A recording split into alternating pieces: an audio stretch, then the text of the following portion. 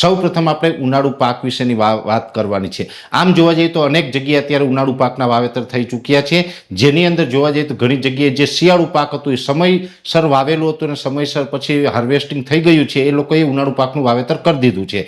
ઘણા બધા ખેડૂત ભાઈઓ એવા છે કે શિયાળુ પાકનું વાવેતર જ લેટ થયું હતું, એને અત્યારે હાર્વેસ્ટિંગ ચાલુ છે, તો હવે હાર્વેસ્ટિંગ કરવા પછી જો કોઈ પણ પ્રકારનો પાક વાવે તો એના માટે લેટ થઈ જાય છે। એટલે હવે ઉનાળુ પાકના વાવેતરનો ટૂંકમાં સમય પૂર્ણ થઈ ગયો છે, જેની અંદર જોવા જઈએ તો તલ હોય, મગફળી છે, અથવા તો જે અડદ હોય, મગ હોય, અથવા તો અન્ય જે પાકો છે, જે પાકોનું આપણે ઉનાળામાં વાવેતર કરતા હોય છે, મોટા ભાગના પાકનો અત્યારે વાવેતરનો સમય પૂર્ણ થઈ ગયો છે। હા, હજી એક આપણે જે શાકભાજી જેવા પાકો છે એનું વાવેતર અત્યારે આપણે માર્ચ અને એપ્રિલ આ બંને મહિના દરમિયાન કરી શકીએ છીએ।